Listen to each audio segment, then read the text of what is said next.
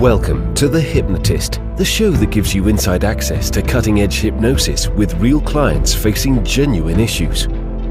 Brought to you by the hypnotherapist demanded by celebrities, CEOs, and even royalty, Adam Cox. These recordings took place live from Adam's clinic in London's world-famous Harley Street. This podcast features powerful hypnosis, so do not listen while driving or operating machinery. This recording is not suitable for those with epilepsy or severe mental health issues. So, get yourself comfortable and enjoy today's episode of The Hypnotist.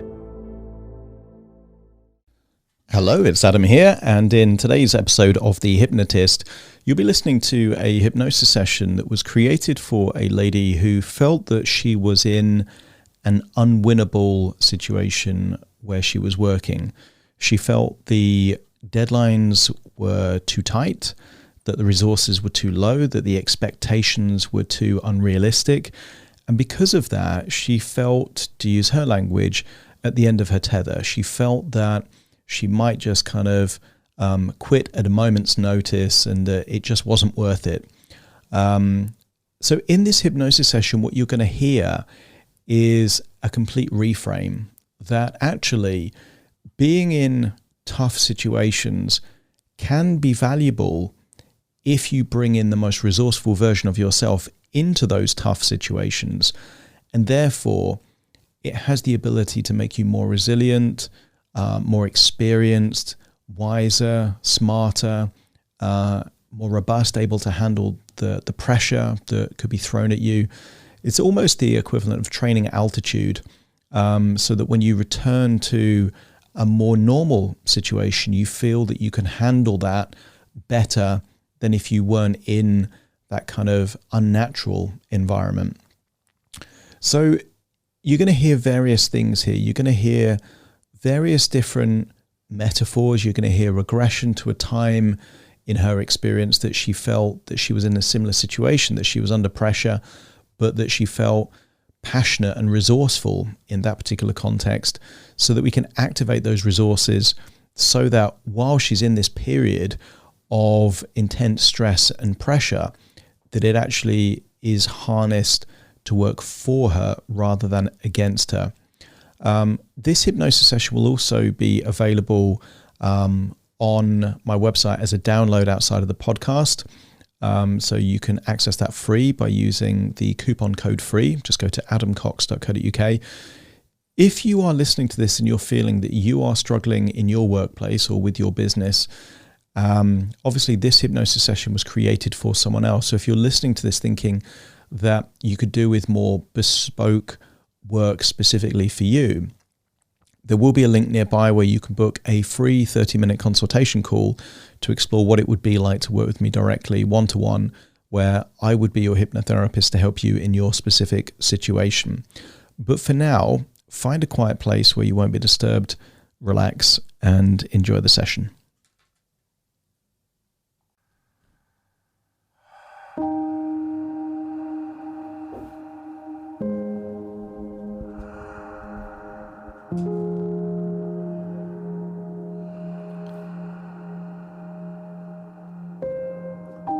Take a deep breath in.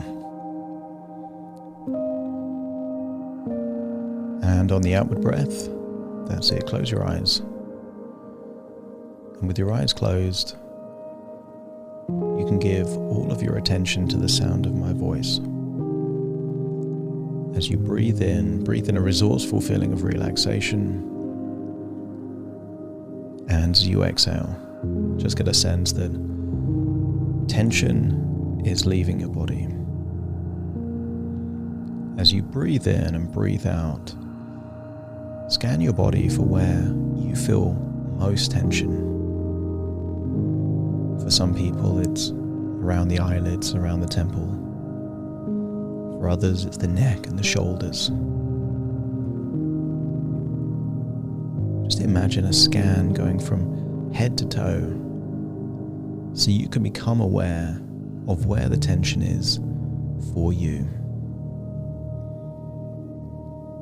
I want you to picture any tension in your body as crystals of ice, almost locked into your muscles. And then as you breathe in, Imagine breathing in a warm feeling of resourceful relaxation that starts melting away that tension. Picture those crystals of ice there in those locations, melting, and then the water vapor leaves your body in your outward breath. So just by breathing in and breathing out, you're melting away that unnecessary tension, and you can feel it leaving your body in that outward breath, enabling you to go deeper and deeper, relaxed. Now, I want you to use the power of your imagination to imagine a park. I want you to imagine a park on a day in late spring, perhaps in May. And I want you to get a sense that maybe the sun is out, you can feel that spring warmth on your skin. And I want you to imagine that you are barefoot in the grass. Feel the grass in between your toes, on your feet. And I want you to feel grounded as you walk through that park barefoot. I want you to get a sense that even though the sun is out now, that this beautiful, luscious grass is there as a result of rain. That sometimes rain is not desirable. Sometimes it can be unpleasant. Sometimes the rain can be brutal in the middle of a storm. And yet, this beautiful grass that you're walking through now is as a result of that rain. In fact, there's many countries in the world that need to spend a fortune on complicated sprinklers to create what naturally took place in this park. Isn't it better to experience something in its natural environment, even if it's tough, if it then gives good things later? I want you to think about some of the best qualities that you have. And isn't it true that some of these best qualities came from tough times?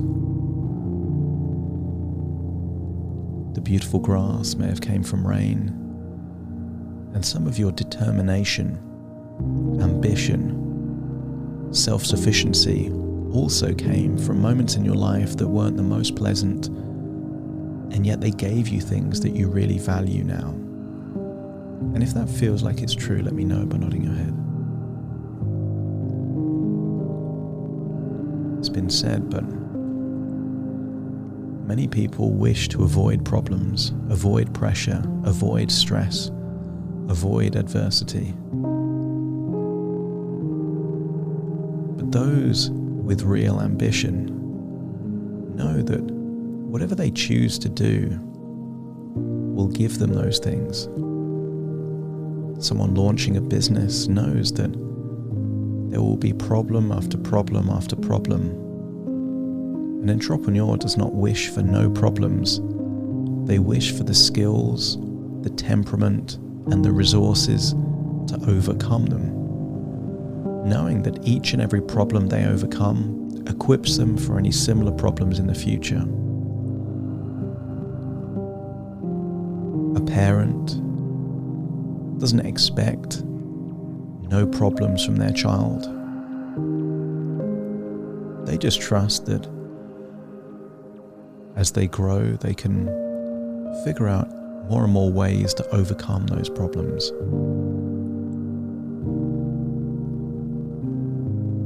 I want you to find a place in this grass, in this park, where you feel like you could have a nap. Make yourself comfortable. And I'm going to count down from 10 to 1, and you will imagine what it would be like to relax so deeply that you can imagine falling asleep there on that grass, in that park, under the sunshine. 10, just focusing on the muscles around your eyelids and your eyes. Noticing any tension and then releasing that tension. Now. 9, focusing on the muscles in your forehead. Thinking about the expressions of surprise or curiosity and realizing that they require muscle tension. And then just deciding to release any and all tension there in your forehead. Now. 8. Paying attention to any tension in the jaw, around the mouth. Breathing in that warm, resourceful feeling of relaxation and then exhaling and releasing that tension. Now. 7. Focusing on the muscles in your neck and your shoulders. Release that tension. 6. Your arms. 5. Your legs. 4. Your gut. All the way down, 3 to your toes. And just imagine what it would be like to completely release all of that tension now as you drift into a deep nap there on that grass in that park, almost feeling like you're in a different place at a different time, and having a nap so deep that you can drift into your own imagination and recall a tough time. I want you to think of a time in your life where the stakes were high. Maybe there was a tight deadline. Maybe there were high expectations. Maybe you were under-resourced. And when you can recall a time like that, just let me know by nodding your head. But I want you to recall that even though it was tough, even though there were big challenges, even though some would say it was an impossible challenge, I want you to recall that you had useful, empowering resources back then. I want you to scan your body for where that feeling of confidence that came from self-belief was. Notice where it was in your body and just point to that location.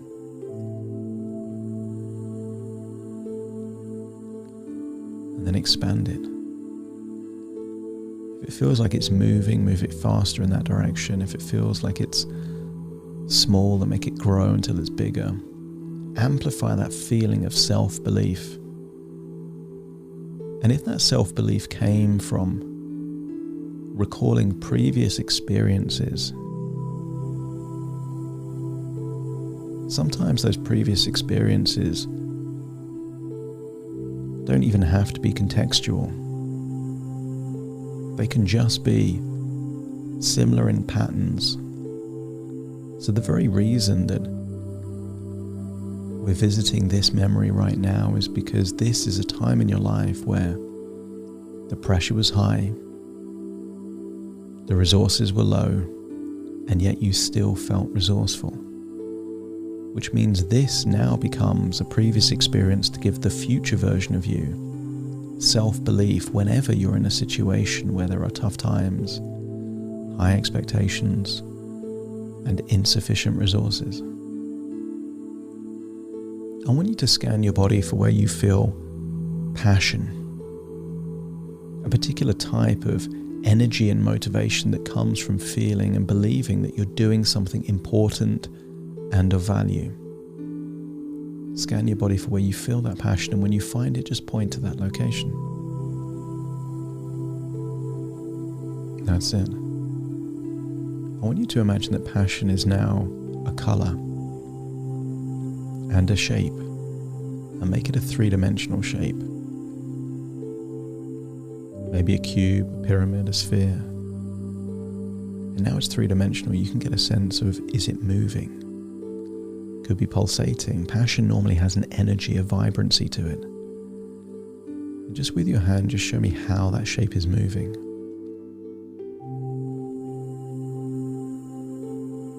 That's it. And I want you to Spin it faster in exactly the same direction, just a bit faster. Make that three-dimensional shape bigger. Make the color brighter and more vibrant until it starts to glow. Attach a sound to that feeling of passion. A sound, a phrase, a word. And then adjust the tonality or the volume of that sound, that phrase, so it increases the intensity of passion even more. And then realize that what could create more passion than having the courage to pursue your life's dream? And true courage comes from putting yourself in tough situations because it will help you in the long term.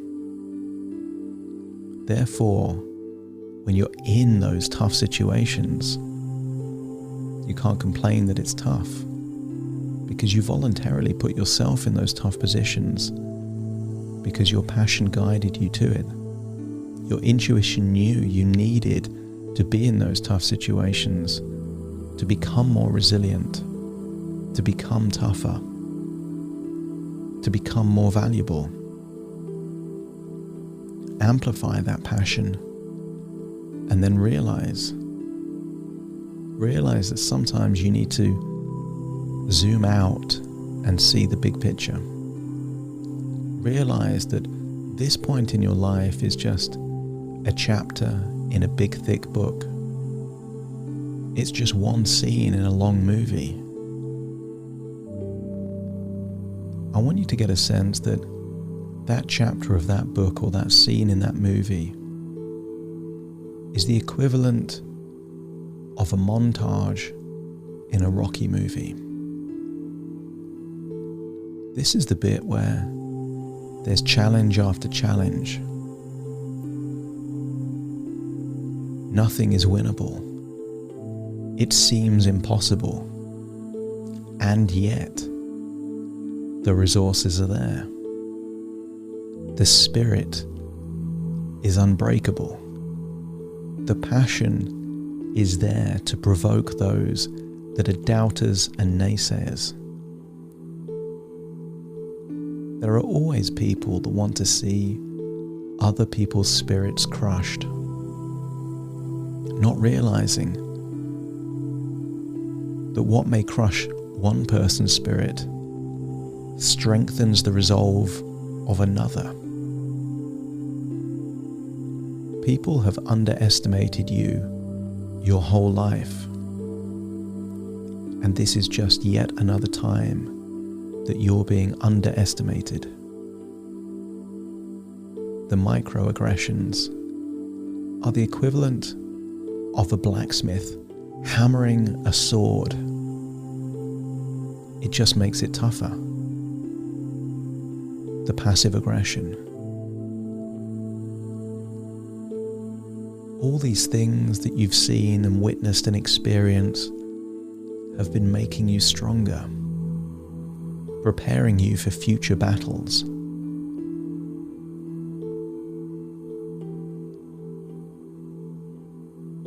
The carbon in a pencil is fragile.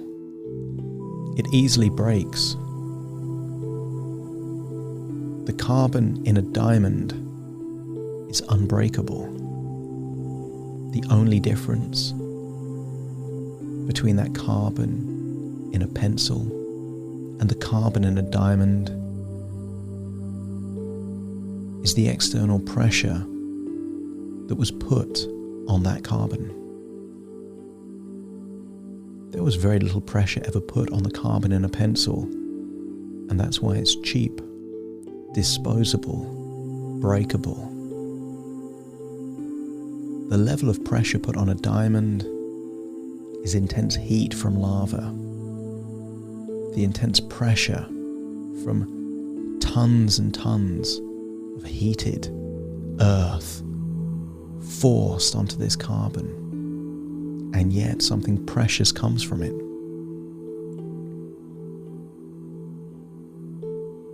It's the same metal used in a a nail or a hammer, as is what's used in a sword used in battle, except the sword is pounded and heated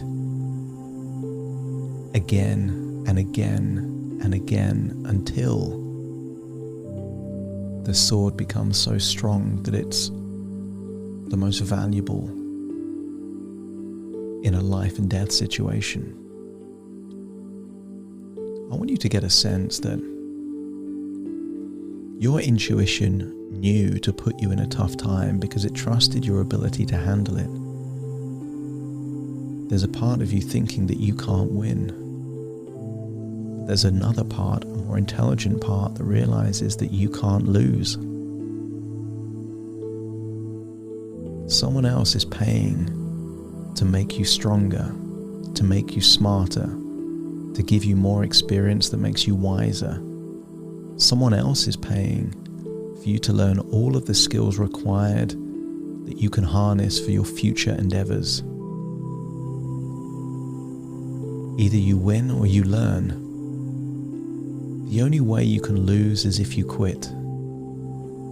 And even then, it's only if you quit and retreat. If you quit and move forward to pursue your own projects because you've taken and extracted all the value you possibly can, then quitting is strategic. You win or you learn. And when you learn, you're better equipped to face the next battle, to face the next adventure. Whatever happens, what's happening now will equip you for the future. In someone else's business, you'll be able to handle more pressure than the average person. That's what leaders are. And in your own business, you'll be equipped to not only manage your own resources, but empathize with the struggles of an entire team around you. Sometimes what is unpleasant is what is necessary. Nobody enjoys surgery. It's painful, unpleasant, but it has value in the long term. I want you to get a sense that what you're going through now prepares you for the future, makes you more valuable, stronger. And it may be just months or years where the very people doubting your ability now will be inspired or surprised at who you become. What breaks the spirit of one person strengthens it in another. You are unlocking the very resources required for you to be a diamond, a battle sword, an athlete training at altitude that then returns to the sea level at some point in the future. This doesn't need to be enjoyable, but it is easier to go through tough times when you realize they are serving you, not destroying you. They are strengthening you, not weakening you. All you need to do is to zoom out and see that this is just one chapter of a long book, one scene in a long movie. And the hero's journey requires adversity. It requires the feeling that the end goal is out of reach. It requires a temporary feeling of hopelessness. They always say it's darkest before the dawn. And what if this is the chapter in your book where things are at its bleakest and toughest, but that's what's needed to unlock the qualities that were latent within you all this time? What if this was needed to unlock your true potential, to enable you to be the very best version of you. And if your unconscious mind is ready to accept that this could be serving you, this could be strengthening you, this could be helping you in some strange way, just let me know by nodding your head. I want you to imagine it's now just a few days in the future, and all those things that used to niggle you, annoy you, upset you, I want you to now perceive them that you're almost immune from them, because you realize when you can't be beaten, all of these things just make you stronger. I want you to imagine what they call Hell Week, when new recruits join an army, or the Marines, or any elite fighting unit. The purpose of that first week is to separate those with strong characters from those with weak characters. There is shouting, there is abuse, there is non-stop challenge after challenge, limited sleep, pain, misery in some cases. Because these drill sergeants know that it's those that will not be broken that are the future heroes. Once you accept that your will not be broken, that nothing will make you quit unless you decide, you become immune to a lot of these attempts, because you see them for what they are, attempts to break you, attempts to chip away at your passion, your motivation. And once you see them for what they are, they bounce off like rubber bullets on a suit of armor. If your unconscious mind is ready to face the challenges ahead in a resourceful, empowered, passionate way, full of courage and strength, let me know by nodding your head. And then find yourself back there, awakening from a nap in a grassy park. Walk around, but you feel lighter, you feel stronger, you can feel that passion there, you can feel that self-belief there. It feels that same frequency, that vibrancy. You feel that it's within you, and you feel that you can handle a lot more than you thought you could. And then you realize that the grass is just yet another example of something unpleasant that was needed to create something amazing. And then find yourself back in the present, listening to my voice. You're in your own body now, back in your room. Take a deep breath in through your nose and out through your nose. Just wiggle your fingers, wiggle your toes, get a sense that you're in your own physical body at this precise moment in time. As very soon I will count from 1 to 10 to awaken you. You will awaken feeling resourceful, motivated, full of courage and passion, realizing that you are resilient, you are strong, and you will not be broken. There is no way that you're losing in this situation, because everything you will harness to help your future self. Starting to count to awaken you. 1, 2, 3, waking up. 4, 5, 6, more alert. 7, 8, open your eyes, open your eyes. 9, 10, wide awake, wide awake, wide awake.